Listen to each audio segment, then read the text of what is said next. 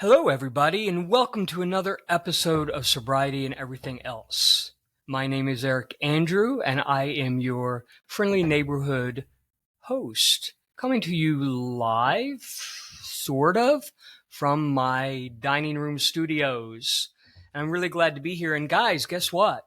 This is episode number 10. Episode number 10. That's pretty cool. And to celebrate, hopefully everything went well. Right before this, you probably heard some music being played. Yes, we're getting high tech here. We're adding music in to our episodes. So that music actually was written by a very good friend of mine by the name of Nick. And I'll just leave it at that. Nick is a friend that I've met in Sobriety, and he is a musician up in Vancouver, Canada. And him and I have been collaborating on some ideas about what I was looking for as far as music goes. And this is kind of what we came up with. So hopefully you like it. It'll add a little bit of, I don't know, some pizzazz to our show. Maybe. I don't know. But Nick, thank you very much for that. And I appreciate your talent and your willingness to help out with this. So today we are going to talk about this little word that means so much: change. Change. How does that work? What is change for you? And how does change show up in this idea of sobriety, this idea of recovery? How do we make that happen in our lives? So I kind of want to start out. So let me back up just a tiny bit. One of the beauties of sobriety, in my mind, is being able to be clear-headed and being able to go and do things with people. I don't live that far away from New York City, and I have a very good friend who lives in the city. And we try to do once a month, if possible, we get together in New York and we go to a meeting. An AA meeting. I'm not a big AA person. I'm not pushing AA at all. I do like it. I like the concept of it. I think it's super helpful. And I do believe it gives people a lot of structure and support, especially in the early days. And I think for many people, AA is a great way to connect to other like-minded individuals that are trying to become sober. And it's a great opportunity to meet new people that can be there for you if you need them. So I love the idea of AA. I love the idea of what it's all about. So my friend is very much into AA, and we try once a month to go to a meeting in New York City, and then we'll go out for lunch. And today we did that. So now in the old days, I would not have been able to get up at 6 a.m. on a Sunday and been functional to get on a bus at 8 o'clock and be in the city by 8:30 so I could be at a meeting by 10:15. That would have never happened. But because of sobriety, I've been able to do that. So yes, folks, bright and early this morning, I was on a bus into New York City at 8 a.m. and arrived there on a cool, crisp autumn morning in a pair of shorts and a sweatshirt. Very brilliant on my part because it was a little chilly. But I decided, since I had time, to walk the 20 plus blocks down to where the meeting was. And it was a great brisk walk that I very much enjoyed. And we got to go to this meeting down in that area. And I want to talk a little bit about the speaker that spoke at the meeting, because he brought up something that I think makes a lot of sense. I'm only going to bring one aspect of what he talked about up. And he talked about the beam. So beam meaning like a balance beam, right? And he spoke about it in a way that, so he talked about it from the perspective of a higher power. And I don't want to get too caught up in the higher power piece. I know some people shy away from that. I know, especially if you're kind of trying to think about sobriety and getting involved with sobriety or thinking about recovery, that is one area that people sometimes get sidetracked with for all kinds of reasons. So I don't want to get too caught up in that. But one thing that he brought up that I thought was really good was, he said, the balance beam allows me to get close to my higher power, which then allows me to move forward in my recovery. And he said, sometimes I'm up there wobbling and going back and forth, but at least I'm on the beam. And I thought that was profound. I thought that was a great metaphor to what I wanted to talk about in terms of change. So when we are getting in that beginning stage of, okay, am I going to go into recovery or not? Am I going to stop drinking or not? Am I going to stop drugging or not? Whatever it is that is your thing. A lot of times, what stands in the way is our perception of what that may mean. And a lot of times that perception is clouded, because I really think perception and what I'm about to say kind of go hand in hand. Ego. I believe that the ego plays a big part of how we perceive ourselves in the world and the way that we look at the things that we're doing or not doing. So just bear with me in this. If I have a perception that what I'm doing with alcohol is not that bad, that's my ego telling me, you're okay. There's nothing wrong. So what you got pulled over by the police? So what that you ended up in the hospital? So what, all that stuff. It's not a big deal. You can move on. It really isn't a big thing. We tend to minimize the problems that happen to us. And obviously I'm talking about the big problems, but it could be small problems. It could be things like not getting along with loved ones, struggling with those relationships, not being accountable, not being somebody that can be counted on, not looking at things as being important. So for instance, showing up late to a sibling's wedding and thinking that was okay, or maybe not even showing up at all. I've heard other stories where people have left their kids in a room by themselves so they could go down to the bar in a hotel and thinking that that was okay and that there was nothing wrong with that. So we tend to minimize things, and we minimize these things because our ego is telling us we're okay. There's nothing wrong with us. We're fine. And in my belief, that is what blocks us from any change. That keeps us from wanting to change. So think about it this way. You're sitting here, maybe you're listening and watching this YouTube video of me, which I thank you for being here, but you might be thinking about your own situation. And you may be wondering, do I have a problem? Is there something here that I need to take care of? Maybe I need to stop drinking. And that may pop into your head very quickly. So immediately what might happen right after that is this idea that, oh, no. I don't have a problem. I'm fine. There's nothing wrong with me. I'm okay. Why am I even here? And you might be right at this moment clicking me off because you have decided you don't need to listen to this, that this isn't your issue, or is this your problem? Or you might look for outside relief of what you might be thinking in your brain. So what I mean by that is, okay, let's say that you're wondering, hey, do I have a problem with alcohol? Is there something going on here that's bigger than what I think I have? And then what do? And it was funny. What I'm about to tell you is we had this conversation today. We tend to look for people in our circle, probably people that drink with us, and ask them, hey, do you think I have a drinking problem? What do you think that they're going to say to you? No, man, you're fine. You don't have a problem. And why do you think they're saying to? Because their perception and their ego of themselves is being questioned if they said yes. And what do you mean by it? What you may say, well, what do you mean? I'm asking for myself, not for them. Yes, you're right. You are asking for yourself. But if they say yes, then that may mean that they have to look at themselves, because in their head, they might be thinking, well, if I tell him yes, or I tell her yes, then maybe I have to examine my drinking because I drink just like they do.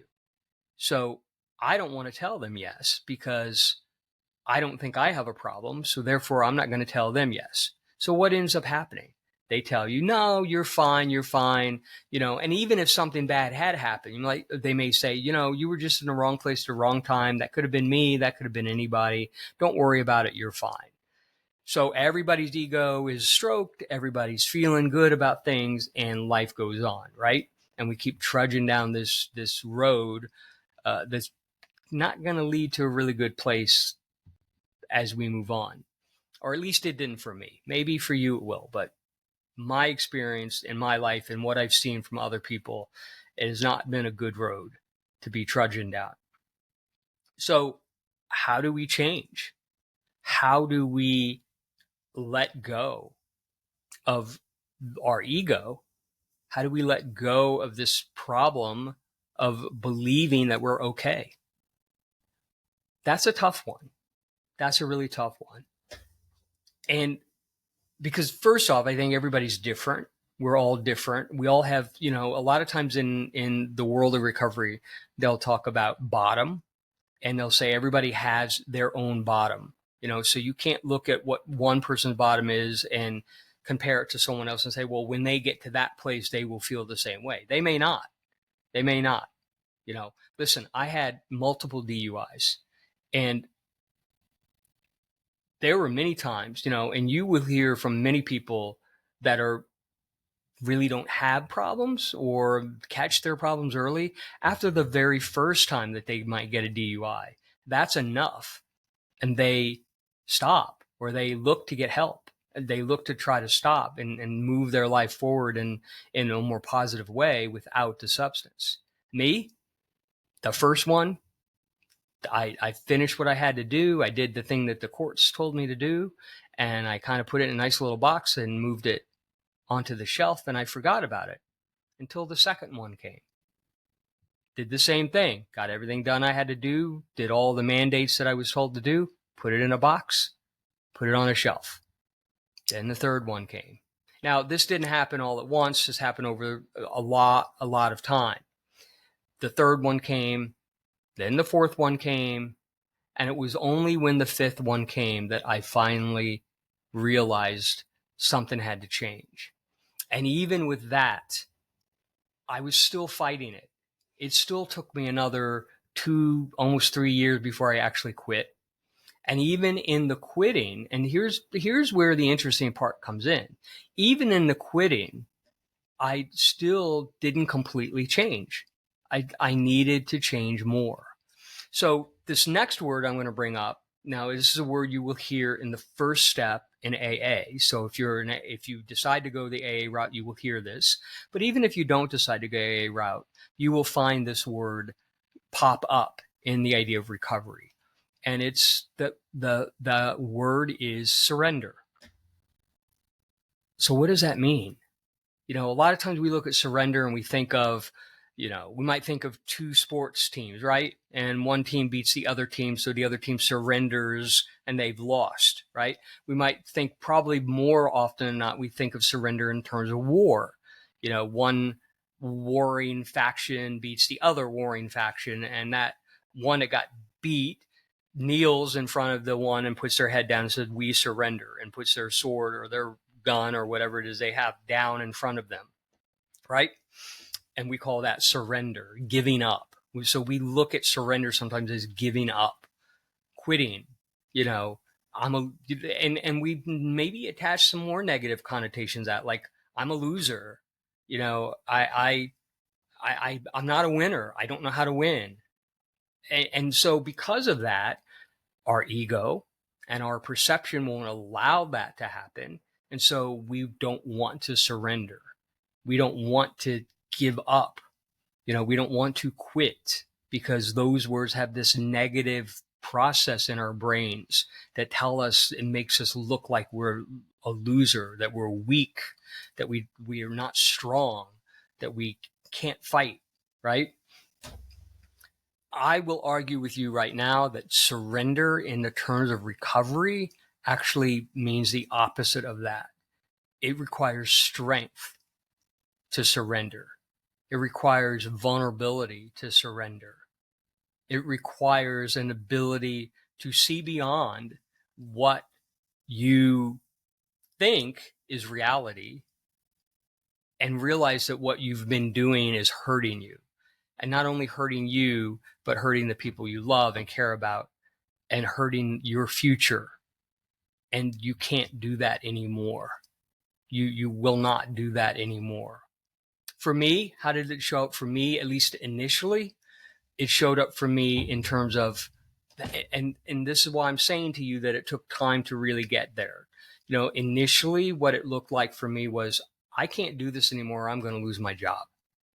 And if I don't lose it now, I will definitely lose it if this happens again. I don't have any more aces in my hand. I have nothing left to play. I have to quit. I have to stop, or I will lose everything. And I'll be honest with you, there was a lot of suicidal ideation that was part of that. And just the trigger warning with that, nothing happened. Hopefully, just understand that sometimes that's part of it. Sometimes those thought processes of believing that you're not good enough, that you're not going to make it, and you need to be, you need to give up on that level. In some ways, people tend to look at that sometimes in a way of, that's the only way out, right? So when you get to that place, now you're really looking at the idea of like, hey, there's something really wrong here. There's something that I've got to deal with and work on. So that initial surrender to the idea of what's going on in my world, what was happening in my world, and there needed to be some change. That was a big, important step for me to at least get to that spot. But then the real surrender kind of came when I finally decided to put down the drink and go into recovery. And that was when the beginning of the real surrender happens, and what has transpired now for me over the last 5+ years is a lot of things, so recovery has brought me to a lot of places. Recovery has brought me into the world of meditation, has brought me into the world of mindfulness, has brought me into the world of the gym, running, yoga, has brought me into the world of my own spirituality and what it is that I'm looking for and what I connect to, and then practicing that.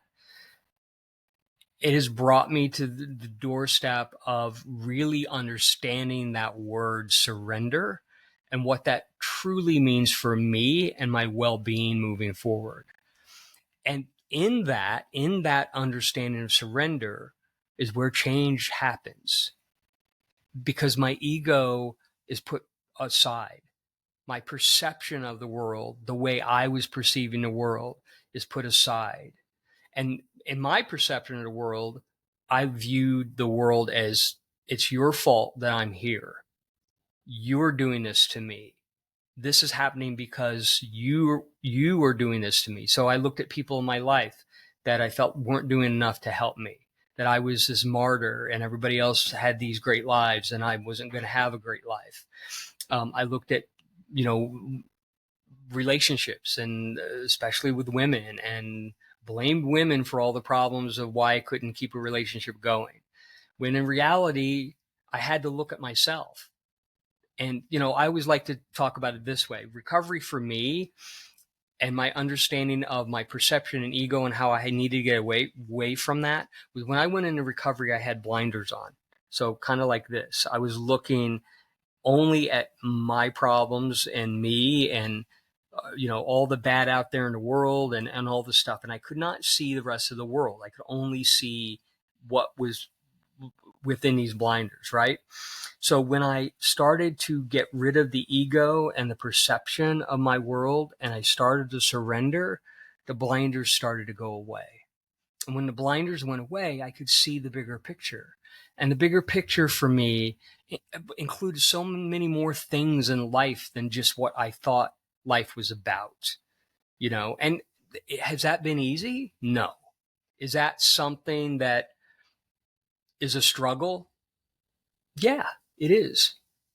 Listen, here's one thing that I've learned about all of this. And, I can sit here and talk to you for 25, 30 minutes about change, about recovery, about why you should do it and why you shouldn't keep doing this and all these other things. And I can make it sound like it's simple and that all you got to do is this, and boom, magically things are going to just get all better. I'm going to be honest with you and tell you that it is a work in progress. From the day that you decide to go into recovery, it's work. You got to put the time in. Now, is all the work the same all the time? No. Early on, the initial change is just not picking up a drink. And I'm talking specifically in terms of alcohol.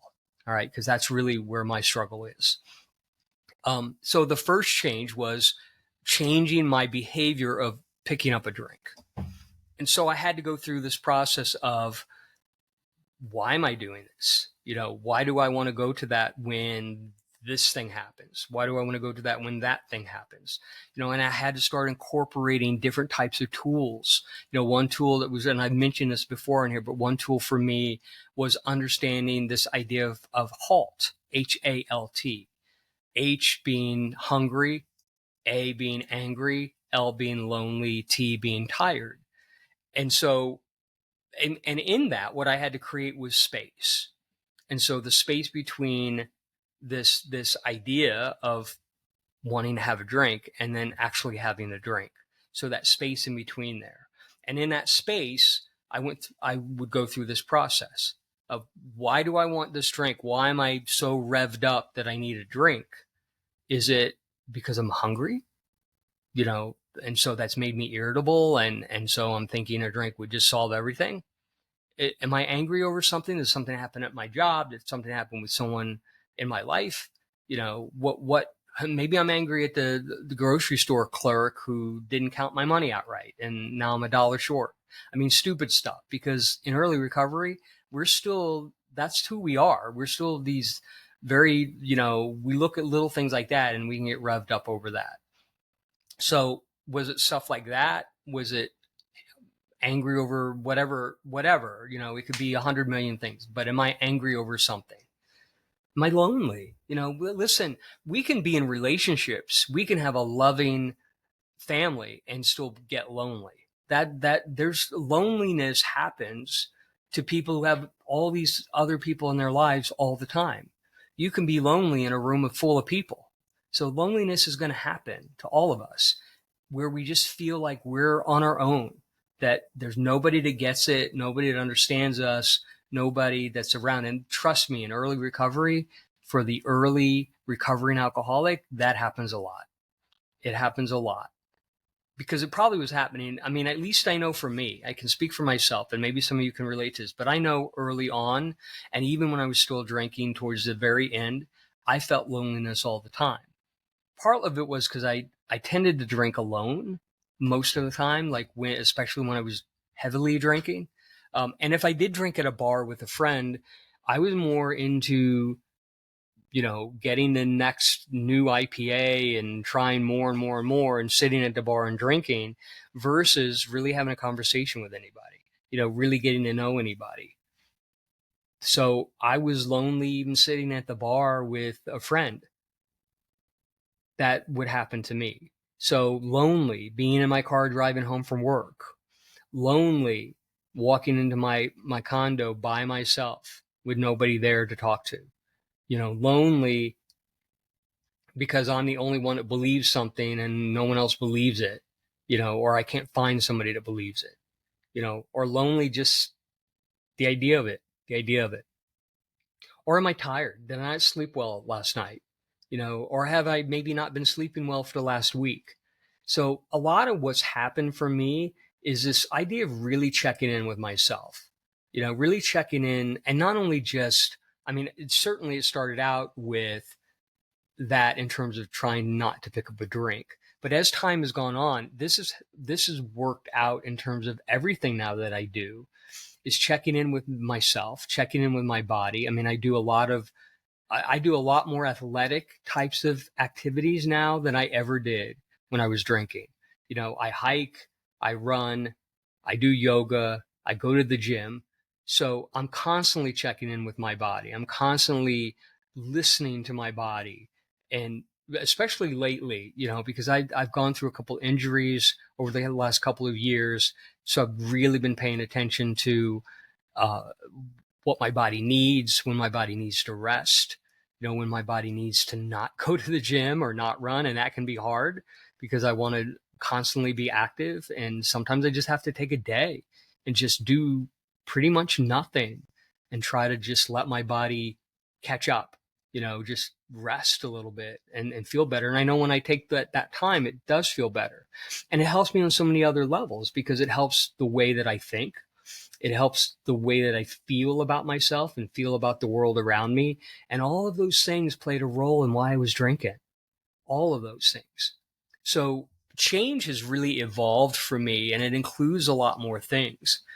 I'm doing a lot of changing now in terms of how I approach relationships, how I deal with those things, and what my role is in why they've not always been successful and how can I make that better. And that included therapy. That included learning about myself and what I was or wasn't doing in relationships to really incorporate or foster a positive setting for those relationships to happen. And that's important to me. That's super important to me now. And I want to make sure that those are going well. But these are all things that are happening because I took that initial step to change, to stop drinking. And then that secondary step to surrender to the fact that what I was doing in my life was not working. What was happening in my life was not working and was not helping me in any way. And that not only included my drinking, but also included the way I was approaching life, the way I was dealing with life. I'll give you a simple thing that happened early on in recovery. So in the first 5 months of recovery, one of the things that I noticed that changed for me was how I accepted compliments. So I was always this person. Maybe some of you relate to this. I don't know. I'm a people pleaser. So a lot of times in people pleasing and perfectionism, we never think that we're worthy of anything. We never think that we're worthy of compliments or whatever it might be. And so when people would compliment me at work for something I did, I would always give it to everybody else. I'm like, oh, well, but that's because the students stepped up and did their job. Or, oh, that's because, the musicians played really well. Or, oh, that's like, I would never just say simply to that person, thank you. I always had an excuse to put it onto somebody else because I didn't feel like I was worthy of the compliment. Because somewhere in this brain, this kind of alcoholic, mushy brain was telling me you're an imposter. You don't deserve this. You're not that good at this. You're just faking it, was what I believed. And within those first 4 months, I started to see that change. And that change happened and I remember the first time I did it because it was memorable because I thought about it and it was hard. But somebody paid me a compliment. I just turned to them and I caught myself wanting to give it to everybody else, and I stopped. I just looked at them and I said, thank you. And every fiber in my body wanted to take that back, wanted to take it back. That I didn't want to say thank you because then that meant I was accepting it, which then meant that I deserved it. And I didn't feel like I deserved anything, especially a compliment. Ooh, that was hard. But I did it. And you might think, oh, well, that's silly or whatever. And maybe it is. I don't know. I mean, in my life, it wasn't silly. It was what was happening. But it showed me that on such a small level, it showed me that change was happening, that I was getting better. I don't know about you, but, kind of dabbling now into being an athlete, it's the same thing. I'm starting to recognize and notice little things that keep me going. I mentioned I'm involved with yoga, and I just in the last year plus, I've been kind of trying to do yoga. Now I've been fighting through some injuries during that time, so probably the last 5 to 6 months I've been pretty consistent with going to class and everything else. And one thing that really ignited me was one time I went to yoga, and I have a lot of trouble with balance. Balance has never been my greatest attribute at all. And I noticed in a couple of the movements at yoga that I was able to do them and I was able to do the balance. And I remember feeling so good inside. Like the first thing that happened in my brain was, you're getting this. You're getting this. It's making sense to you. And it felt so good. And, like when I come out of yoga, I always feel great. It feels so good for my body. Not only the stretching part of it, but just the idea of learning about my body and learning about how it does things, and really paying attention to how my body is reacting to things. And, one big thing that yoga does teach you is the idea of getting into your body and really learning about it. And I find so much in that how important that is. But all of this that I'm telling you would not be happening unless I had that day where I made the decision that I was going to stop drinking, and I took the blinders off, and I got rid of my old perceptions, and I put my ego on the shelf, and I surrendered, and I allowed change to happen. And when I say allow change to happen, when you surrender, you have to say, look, I'm not in control anymore. I don't know what change is going to happen, but I'm going to accept it, because the way that I've been doing it isn't working. And even though you're letting go and letting that happen, it does not mean that you're weak. What it actually means is you're showing strength, because you're recognizing that you need help. You're recognizing that you need to do something different, that what you're doing right now is not working. It's not working. So if you're sitting there and you think, if I do this, if I go into recovery, I'm going to look weak. If I go to rehab, I'm going to look weak. If I make this choice to do these things, people are going to see me as this pathetic, weak person. And I'm here to tell you that no, not at all. I can tell you that when I told people, when I went on my social media, and it took me 2 years to do that, but when I went on social media and sprung this on the typical group of people, not my recovery friends, but now just my regular people, regular friends who know me, I can tell you I did not receive one person saying to me, oh, you're so weak. Look at you. What a pathetic loser you are. That you had to go into recovery. You couldn't handle your alcohol. No, not even one person. All I got was, wow, man, you're really strong. I'm so proud of you. Wow, that takes a lot of courage and a lot of strength to do that. Let me stop right there. A lot of courage and a lot of strength to make the choice to do that.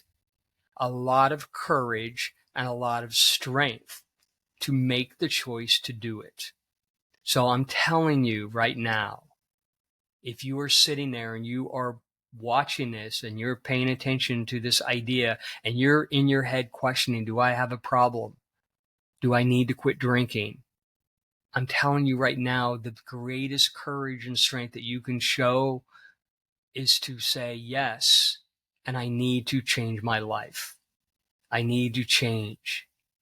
So when I talk to you about change, it's near and dear to my heart, because it's what has made my life exponentially better, exponentially. But it took me to have the courage to make the change and get rid of the perceptions and get rid of the ego and realize that that's where the surrender came. I surrendered my ego and I surrendered my perception so I could have this courage and the strength to change. So there you have it, folks. Change is possible, but it starts with you. And I'm going to leave you with just a couple things. One, and I'm going to have to pull this up. And put my glasses. I'm going to have to read this. Okay. So I want to tell you about, there's an app I have. It's called the Hazelden app, and it's letting go. Now, Hazelden, you might have heard of that. It was made famous by Betty Ford. Hazelden is a rehab center, a pretty famous rehab center. And there is a person that has written a book called The Language of Letting Go, and her name is Melody Beattie. And so she has like different sayings for every day. And on their app, they have those sayings. So each day, they will have a different thing up. So every time I open the app, so right now, October 13th, it's substance over form. And they talk about that. So I want to read just really quickly to you about that. Substance over form. Now, this was written by an anonymous person. I'm learning that for a variety of reasons, I've spent much of my life focusing on form rather than substance. My focus has been on having my hair done perfectly, wearing the right clothes, having my makeup applied perfectly, living in the right place, furnishing it with the right furniture, working at the right job, and having the right man or woman. This is coming from a woman that wrote this, but this could easily be a man. Or anybody, I should say. Form rather than substance has controlled my behavior in many areas of my life. Now I'm finally getting to the truth. It's substance that counts. And I just think that that's super important to realize, because we get so caught up, and part of where our ego and our perceptions come from is making sure that we put out this product of ourselves that is appealing to everybody else. And we have to realize that that's not substance. That's just form. We're just showing people, we're showing up, giving people what we think that they want, versus realizing that we need to have substance. We need to be more, have more depth to ourselves. So this last part of it talks about,